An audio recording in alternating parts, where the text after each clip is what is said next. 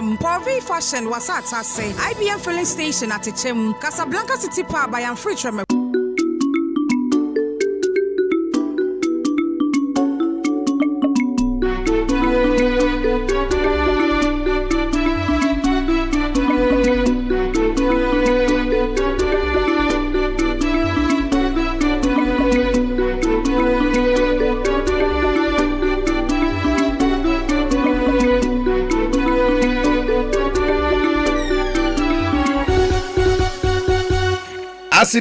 Asida wasugu so awuti aduakono ba ko akiri point kono de nchama kasa fidie ana wasugu so awuti etieri woni guso a wo hwe ye wo Facebook TikTok ene YouTube ahodo ni nyina so ebra so sanwumre yi no onum ne fa kase ye de besomo na ye de besomo kwan papa so ene efiada fo hwe bosome to so aduonu no enan ni Awurade aye ne nne nsam no do so pa ne di bedi akotene no sei na nwumre no ye bekono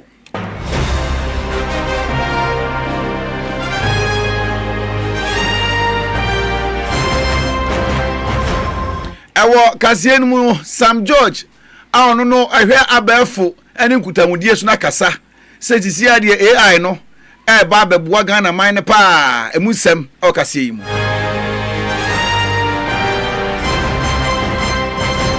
na yewa Sam George kroya na kasai wasi hwie be afin ko na hwie ye de ne LGBTQ+I bill no akodu Ghana man panyi John Dramani Mahama nim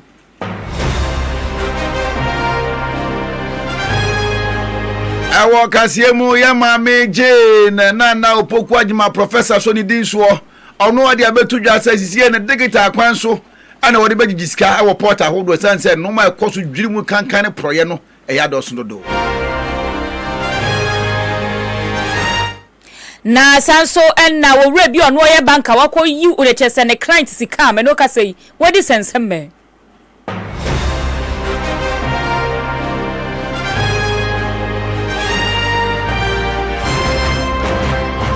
Onim say public account committee no amode report ya ba 2025 de no ensem men edimu akotene ewo mu ni afa nkofo nsase kura na chenkure yi emusem awkase yi mu ani ebobodin akọ eye obi emaiso South Africa panyipa yeyi nadi yedi munsem bebro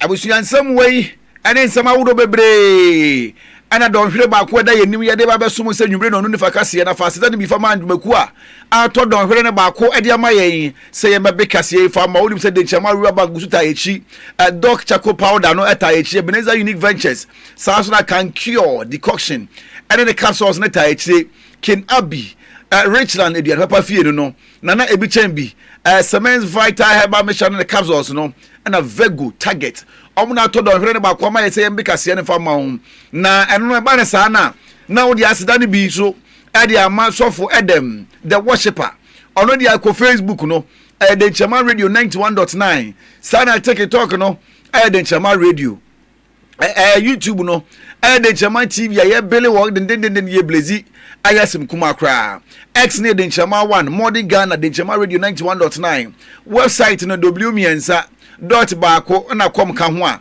eno nya asem kuma kra na unim ye beti enka ewo information center say this way mu dwi nipa information center wo de championship KPK Dr. Momo information center wo de nchira adwumam adum ye information center wo president asisam se radical se oberia and that's all information center wo de nchira kotim so richie obutumfo mu a o me Philippa ma root anyway ten get ni anka atakosi basa nwina wodwa kesiem na kwa azema we misa kurum sana atachem kin lot of sit won wo be hu ikuto na mame ko flash phones omo ewomfom we okwa chechere a ani opiament abram paso so efa kase repete de chairman listeners teachers association of was in the kwode kwahwe titiri ni ani ntine pa na twehia omutie kase no and they said that the boy kun ye from squad ano mutie kase ebo no anya sem kuma kura bre pepem no omu nyina di meba sanse na de omo go fa machine kase pa besi wo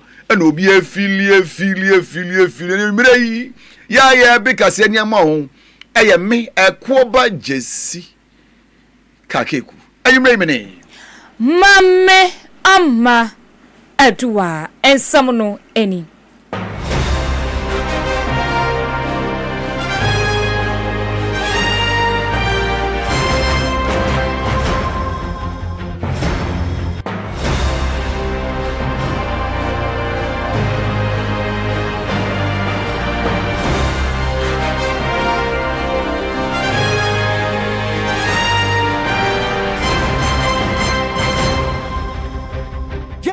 DNA 91.9 Fatuo Dentraman Radio. Awusia yenshan samna se emma one ekofrasie ewo Ghana mampani John Dramani Mahama na so ye ene de ekopi mo company mantema ya de Ghana artificial intelligence strategy no omopa hontuma eno na Ghana mampani John Dramani Mahama kopi mo ho wode ne kasa tu dwa no watch se ayasema yekenyi wasika ohwenim so my Ghana ankasa nkeyene no ebibimemu nyina ye ka wo mo mutumi de ayedwuma na nka yo my Ghana wasi ayi betumi abo pa ema nneoma bebre akwa enim nti we no obekuhwe se o my Ghana ye betumi ede akọ ne aye na etumi abo ye pa.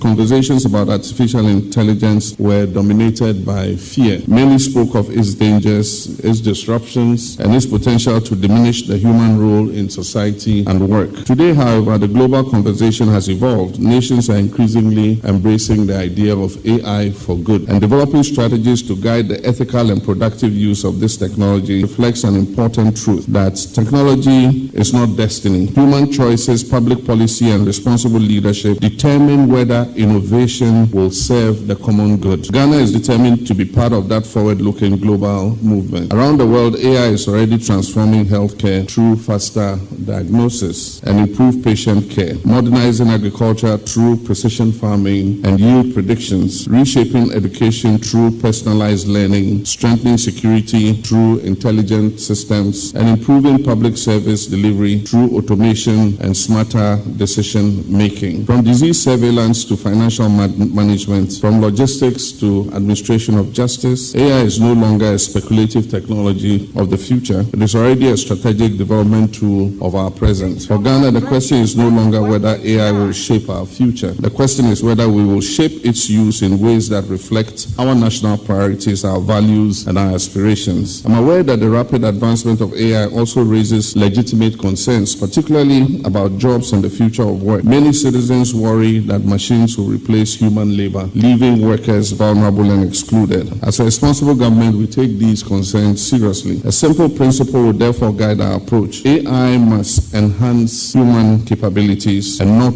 diminish human dignity. We'll pursue a human-centered, inclusive, and responsible model of adoption consistent with the values of industry, which emphasize not only efficiency but also resilience, sustainability, and the centrality of the human person. We'll invest in upskilling and reskilling our public sector workforce and support workers across sectors to adapt and thrive in this new era. We do not intend to surrender our people to technological disruptions. We intend to prepare them to lead in it. Our vision is therefore clear: to position Ghana as a leading artificial intelligence hub. Ghana mampani John Dramani Mahama kasa wie no and a British High Commissioner to Ghana Owura anasa wonua for Christian Rock and so bo my Ghana basopa say artificial intelligence ya diabo yeboa ye de bedi dwuma my Ghana mo se beboa na UK ni chesa amaya wodu aka no eno ano mo didi dwuma won so my Ghana yeso atiase ni age atuma any ono so nani age ho pa. Leading AI and who is leading it depends as much on those inventions as it does on the adoption. In other words, the countries leading the AI revolution to some extent are the countries that are really adopting the new technologies and that are doing so at scale. And when you think about it, invention and adoption are not the same things. Just looking at myself and the speakers today, we share a thing, which is we're all in public service. And when you look around the world, you can see that the governments that provide the best digital and technology-enabled services often aren't in those countries that are AI superpowers where the invention has taken place. So the conclusion really is that any country can be a leader on AI if they chose to do so in particular areas. And that's why I'd like to congratulate you, Excellency, the President, the Right Honourable Minister Sam George and the Government of Ghana for your leadership in your drive in harnessing technology and artificial intelligence to support economic growth and development in Ghana. And really today's milestone reflects Ghana's digital and innovation journey, but it also reflects deliberate leadership and long-term ambition. As we've already heard, artificial intelligence is already reshaping global technologies, it's reshaping economies, it's transforming public services, and it is redefining competitiveness around the world. We've heard about huge opportunities from improving healthcare delivery and agriculture productivity, strengthening public administration, and creating sustainable jobs, especially for young people. Wani po yakwatini nkai Owura Nasa His Excellency Christian Rock ono British High Commissioner to Ghana. And ya jumedi krona se ana Owura Sam George ono no hwe nkutangudie so and ya abefu ni nyina na so ye ne hye ne nsa.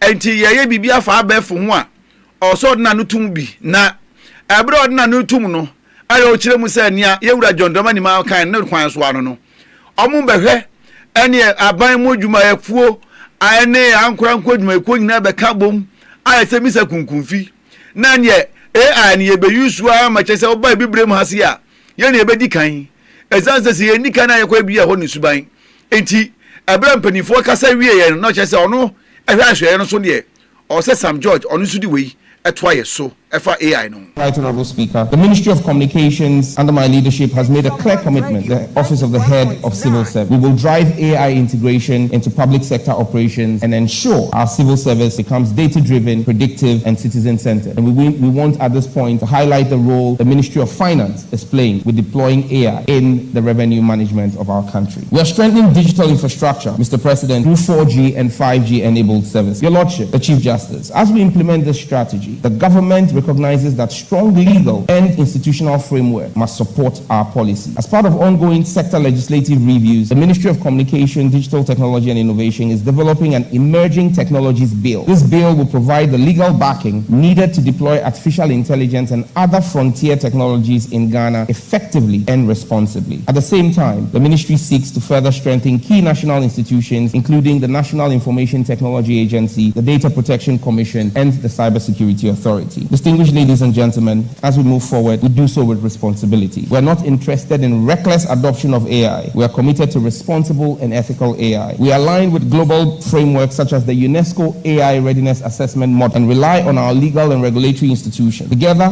we're building systems that protect fairness, ensure privacy, and foster trust. This strategy marks the beginning of a clear journey. And you're no, as I say, AI inti, also mobile test. Na abra mo bo test na bia na akosi buo so enti abra mo bo test no aya Owura Sam George oni AI ni di nkomo na o de yenti kakra e fanfase sei e na abra oni AI ni di nkomo no e koyeye. Your Excellency, that we have an unexpected guest. And who are you? Who are you? Good morning, Honourable Minister. I am Aku, your digital assistant for today, and perhaps a small glimpse into Ghana's future. That's interesting, Aku. I didn't know I had a digital assistant.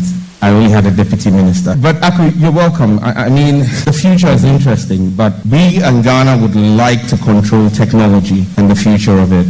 As it should be. I am here to support Ghana's ambition, not to define it. Certainly, we won't let you define it. We believe that AI should be a catalyst for education to reach every child in Ghana. And I see the education minister is here. Aku, this is why I prefer my physical deputy minister.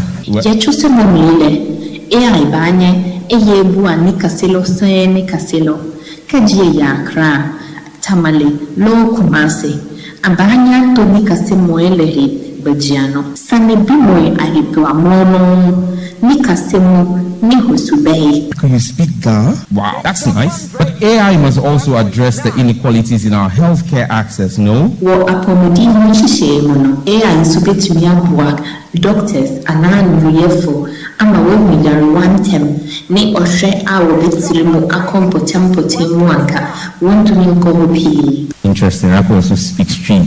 Deputy, Aku seems to speak more Ghanaian languages than you. But it's interesting that Aku is speaking there. Reshuffle. Say, no, I beg you. Deputy. But AI must engender trust in our financial systems, no? Hey,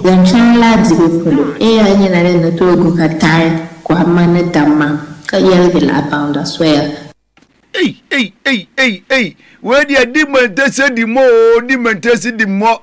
I want simple, AI na bagana heyo. I can't find Tiamuna. I been ya kaka winning in AI no. Na minuka say ya say ye dim de wa kiki sports. Anya sem kuma ye blaze de wa kiki ho.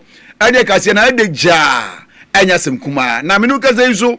Aya assistant headmaster academics. Oni teachers ni na so san mo se o mu tie dwumedie no de. Ewusia AI kasa wie ka wona igbe no nkeka ho ni na wie no. Ena Speaker of Parliament Yewura Alban Bagben. Enso je microphone kasa no sehwe. Ade na abaya ye friend aku no ye assistant no. Akasa saa na de na ye hwam saa no. Enye se AI no, ni disadvantage o. O se wo disadvantage papa wo muntie no ti no. Se AI ye artificial intelligence ye nyina ya je atum. Se ye di dwuma e wo se ye ni sie ye papa se na be ya.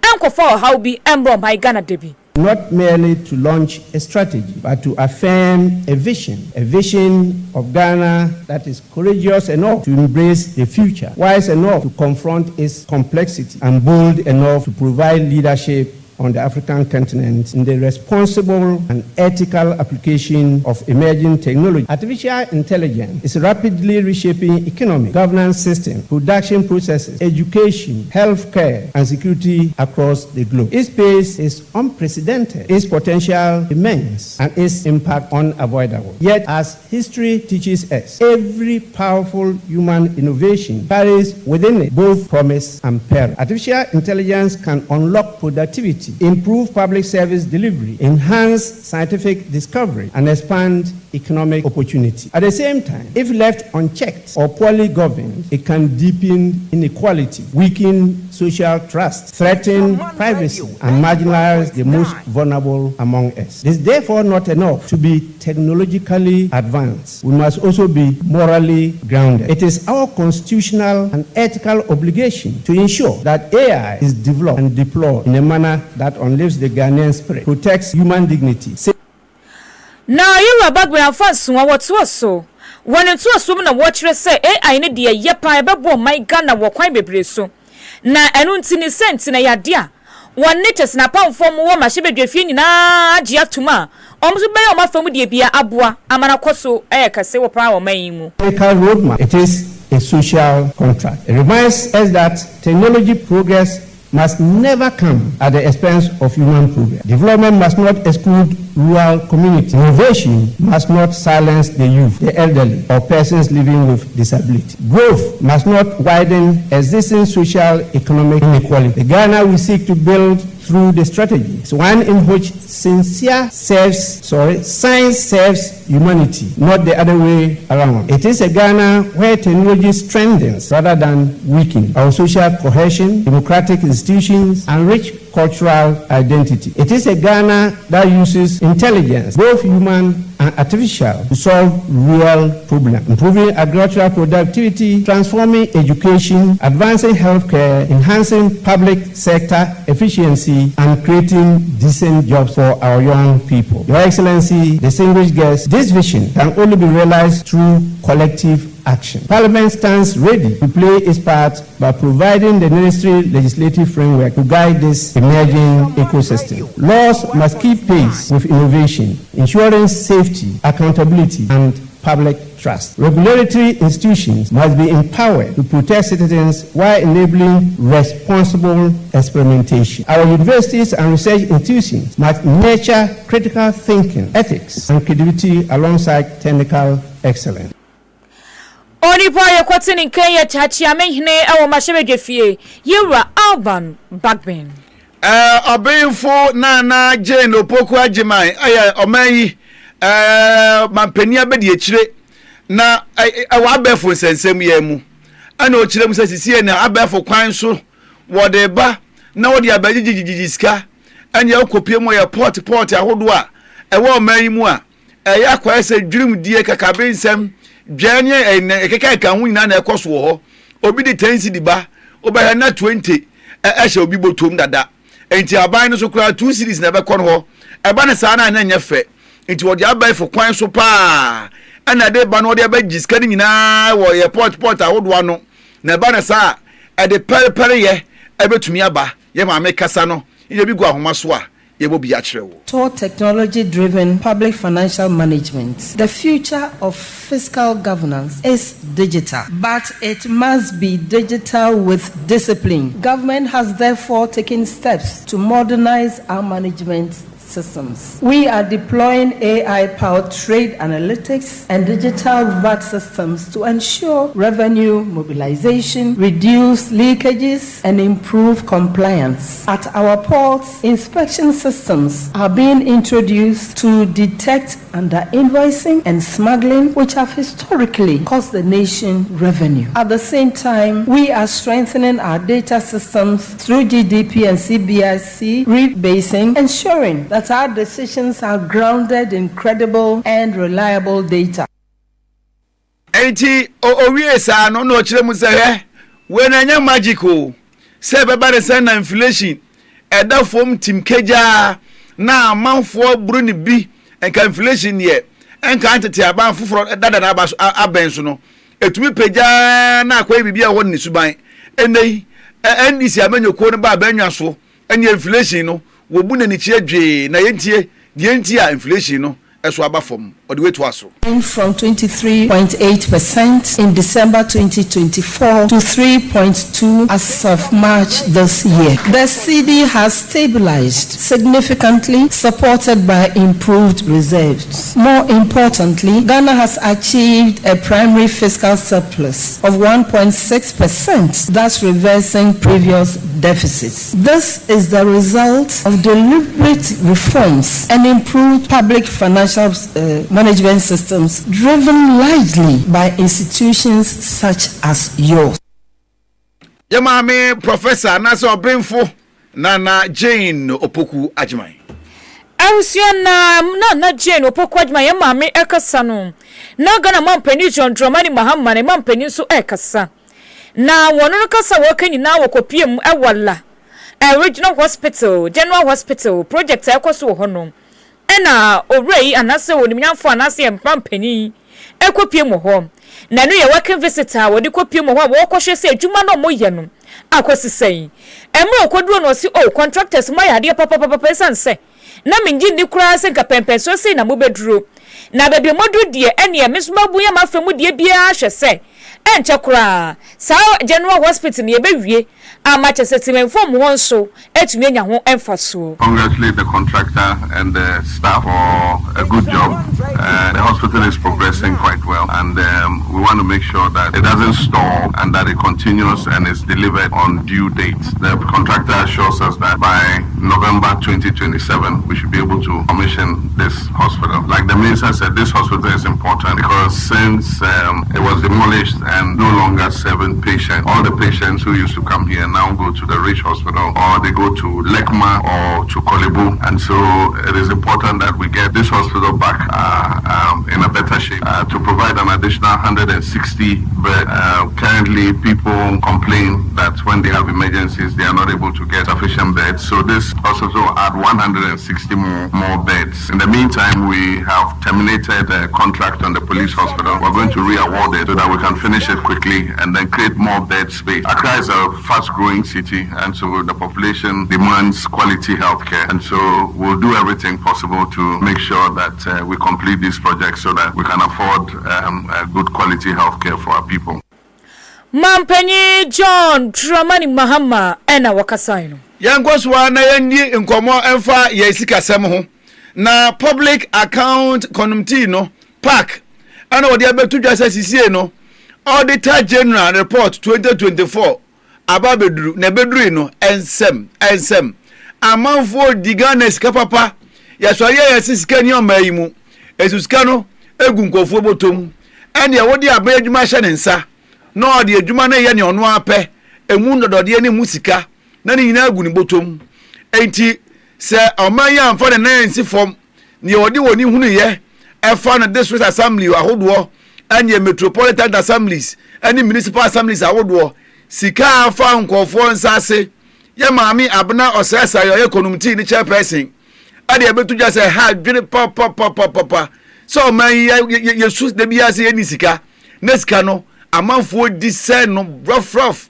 abra ye ntumi ngie sika abna kasa no say no kai. Lots to do. One, in the various assemblies. Two, we have a lot to do in our secondary schools as well. And three, the College of Education. Many of the infractions are unbelievable. A typical one is the huge misapplication of funds by these secondary schools. Monies meant to be used to procure perishable foods for these students are spent on other things. And you saw one school spending 72.2% of that money, the monies meant for perishable foods, on school operations, with the explanation that their funds did not come on time. So just 28% of the monies that were sent was used for feeding. You know, some of these things we really have to do our best beyond the laws that we have. Also speak to our conscience that clearly monies have been given to you to feed students and you end up misapplying it for other things which the school finds they think is more important. And also I think that we have talked a lot, we have said a lot. Now we need to really go all out and apply the sanctions. Mami abna sari ana wache na dwen ni kwa befa so a ebebo oman sikasem ho eban. Ariwa ko wo mai Ghana ye nyina ye hwe ni mu se Ghana mampani John Dramani Mahama ebe ya mai ni agipa eye LGBTQI+ ebe oli se ekodu na nimpe wode ne sabehya se na tumi aye mmra na ne woni a wo so ye be mo peso ye oba no ye mle ya so ni mu se twen ne wo ye be man so wo na adwo so ne be man ko na beda so mra ne be so ni mu se be ye mmra wo ban so ne so ne nyonko mo sese wo mo hu a eno so sa emra ne eni bedi pa na nkofo bi ena cheso mo hye sa ade yase o mo pray say LGBTQ bill ebetumi aye mmra woni pa ba ko wo kam wo ayi woni nyamfo Sam George wono eba communication and technology a on na minister wo ho na ensema wo ka onu kro ya ningo pram no e ma hyebedwani wo ho nene dey na wo ka nsem bi efa eye cha eye LGBTQ+ bill ena wo kire say enta kwapem afimpim yenu ne aduonu nsi e wo mi na wie ye de na bill na bomode awiawi ankakra ko pie Ghana mampani John Dramani Mahama nim na ono de o wa rechem pa se kodu na nim se Kim e de papa di ne sabehya se reintroduced the bill that Parliament passed when we passed the bill on the 28th of February 2024. Basically same text. There have been a few engagements and a few clarifications that we have done, but effectively it's still 99% the same bill that we have literally done. I think there are 19 provisions in there. One provision 17 to 19 are miscellaneous. 19 is the cancellation of certain old provision, 18 is interpretation, and 17 is the ministerial. And that's all that we have left to do tomorrow. So we will say that we've done the meat of the bill today from 1 to 16. And I must extend my gratitude to my colleagues on the committee. I'm a member of the committee. We've done fantastic work today. There have been engagements with some of the civil society organizations. We've looked at the issues and clarified the issues of intersex property, because that was done in the last bill. It appears as though there was still some ambiguity in the minds of people, and because there's no intent to criminalize intersex, we're taking steps today we've also distinguished the issues of the rights of the press and media freedom and platform freedom, and what we mean by the prohibitions that we have put there for platform. And I think that, as you just saw, the issues of fosterage and adoption have been dealt with effectively. I can only say thank you to my committees and to say that the speed with which we've worked, I'm sure that by the time Parliament reconvenes, we'll be ready to place it before the House. And it is my hope that before the House will rise at the end of this second wo fukase pa eye chese eye Ghana AIDS Commission nyomo moye wo se wo behwe na chese condom yi o ma tonton wade ama mranti o ma o madwe so mo de o mo ni mema beda wo se ni nyina ne se o madwe pom se ko mo bomode ase esi no ana HIV ni entiate se wo mai Ghana mu na so pono ene so ka wo bi na gay ni chese lesbian akoso wo mai mu wo se ni nyina ponti kodo sa lubricants ya o mo de aba monte so nkofo to ye de ma mema yi wo se de no moje ene obeto ma obi no de akọ fa ne be ma ho another kofo obi to wasi yese ha dwepa to do de AIDS Commission for no sika omode hye sa anu mani mudi sentanu made ba montere so mudi bomodia abomode ane te se AIDS ni so atwa o my Ghana na se susu o my Ghana mu no se sika mo fa ko maternal health care ene betumi aboa claim that they are giving support to Ghana AIDS Commission and what is supposed to be the umbrella reason why they are supporting Ghana AIDS Commission, HIV prevention. Meanwhile, we have evidence of Ghana AIDS Commission officers meeting with pro-LGBTQ groups and giving them lubricants. So if Ghana AIDS Commission is supposed to fight HIV, why are you giving lubricants for men to have anal sex with men? And the excuse that they give, and the excuse that is given is that these are people who already have HIV, and so they want them to not spread it, so they are giving them lubricants. That in itself is an activity that continues to perpetrate anal sex between men. So please, we will not open the window for anybody to bring any money for public health or anything. If they really want to fund public health, they should go and give maternal beds for women who do not have beds for delivery, not for anything relative or related to this one. This one won't open the door. No. One for some George and the near bra. Yakwatini King.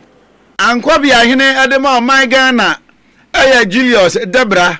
Na ende Julius Debra nya mfirishare makuma kwodiosia 60 years. Na odisa mfirishare diosia yi.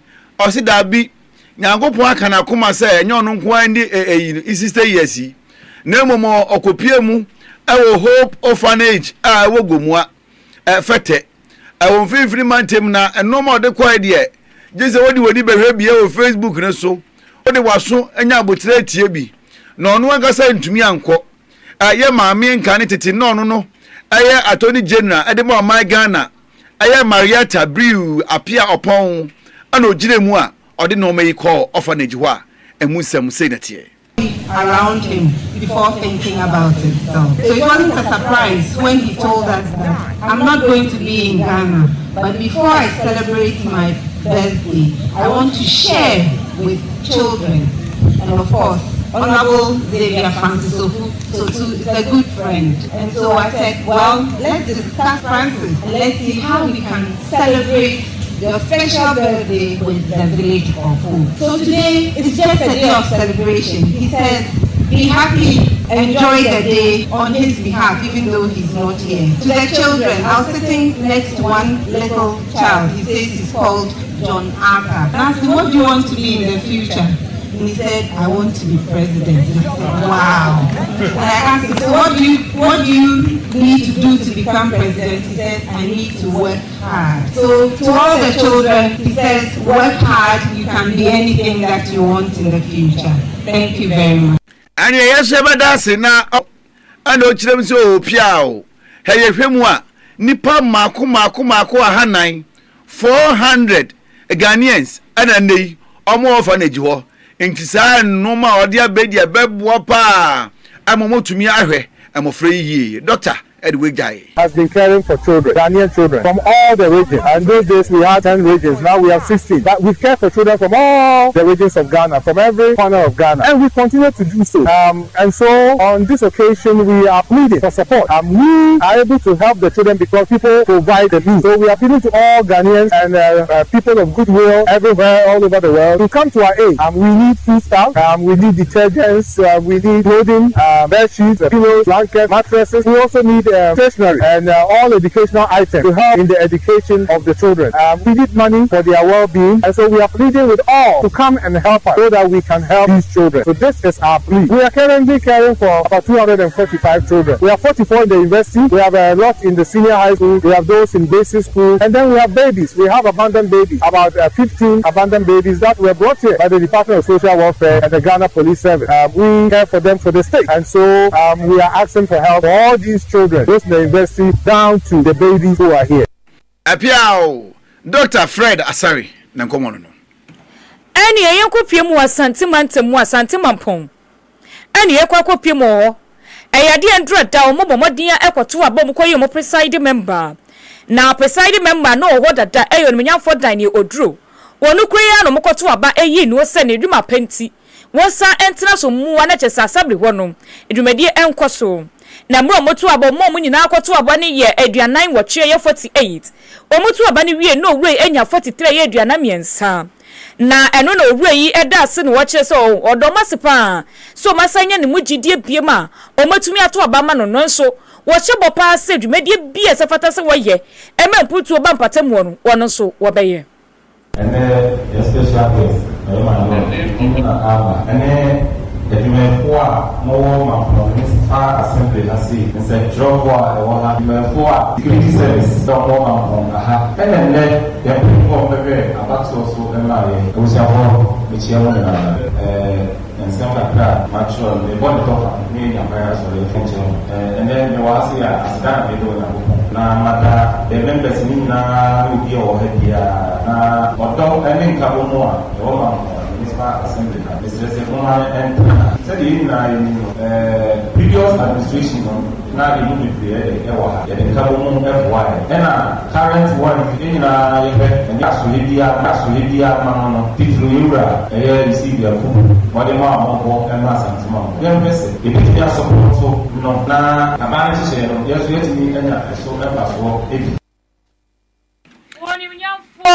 Onimnyamfo oduro wono ena okopiem asante mampo asese o mato aba asayi nuo se wonye presiding member e wa assembly ho semana maako enum agba pa no nsia ho ye de ye hyase no onum ne fa ye gusua ya bele kase ne mo anya semkuma onya bi efili e wo wasomani woni so na ye nto kase ne so famfiri kuma sinza asante mantemu na okopiem kuma asante mantemu a asupiti kase a se da bi wontina ho mani na nkoya aban ani ankorankore enti se uba asupiti ho esika nkitinkiti bia wojejege no ewo ho ti se bia wo to biko kode awi tinkalo ni na weyi bia ma wa asupiti ho enti ya bibi generated funds IGF ewo asupiti ho eno abi o sansa se bi predi asa ofin nsuo no eno ana nam ye de no a enti se nei wonye sika bia ti sa na wo de million sa na edu ekototo no ma bia betumi abo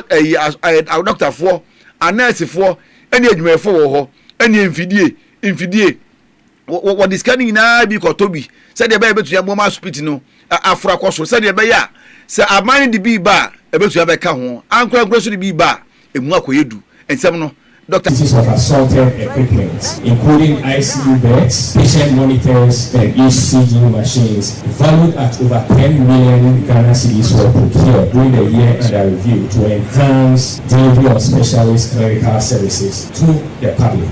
Huge investments were also made in the maintenance and restoration of critical equipment, including the repair and operationalization of the two 132-size CT scan machines, which has been non-functional for some time to improve imaging and other diagnostic services at the hospital. With the approval of the board, management increased the responsibility allowance of all line managers, including heads of directorates and units, by 100% to motivate them to work even harder. All outstanding promotions were also cleared to allow deserving staff members to enjoy improved conditions of service. Again, almost 90% of the 376 applications received from staff members for further studies in 2025 were approved. Enti Dr. Penia ono no ohwe Kumase ewe no Kumase akonfo no Chitichi hospital no Dr. Kwesi na man ye bo ananya bi ade ama wo awuso ye to ansam ne so ama wo na relationship manager bi a wo no ewo private bank bi ye kasa na se waso ye banka wo no we ye nyina ne se obi onu manage wo bi account ama no no enu ofa sa akwan ne so ko wi ne 12,000 anasa 12 million Ghana cedis na de ye ya ne se sika no wodi no afa ko investment wa afa ko sidan wa afa ko ye real estate wa afa ko suku wa afa ntu kwa nemu modkoto ye bet okoto bet ano de dodo na ekoye ye ne ba sa na chese owura ihu sara se dabi sika ni mu odu embu ne kan ko ye bibi papa bi po aka nya miya se bet ye wan kasa po ko ye kura de na chese wo betwa na so bedi eno nam so na chese ko ba police fa mani am no kasa obokwa che no ena edede ye okogina chese kota his hanna eyiram fume endrada o tira sam ne so no mo kan ye o kan wi no so owura e be mu akofie na mum no ye de 12 million Ghana cedis na 2-3 sutua ena wukro ya nso krampo ye de 4 sureties ena eka ho na sa no e ba se wudwane ya sa nkofo 9 no ena eno mmeka pa ena se sika no so de e be di adanse enti binu ka se de owura se de court ejan de nso ejan de sa enioma guguniti so a wodi hu adwuma pa na so tumi miti bill ne dia obekọ fie na so tumi miti dia no guso atwenim kopem tabo benya 12 million Ghana cedis no ensami ye ne de akire de be firi ma be bia de chemaka se ye de be sa be sommo ai o se ahwehwem ne ehunu teams ahodo a wo ma papa yi kodi skei Chelsea be ka ho pe enti he to akase no so ne enkwa amamre kase ne enkotie ne ene ye de wo manwo nnome ani duabo sunsuni be ne dem so bi ye kase nnome pa ani duabo sunsuni be ade dem openi kofie jekum tabono ewa ahoma no so ekotwiri we nyina gusu a ode nsem no e ma ye na mika se sie de ono wakiki sport ni oye ne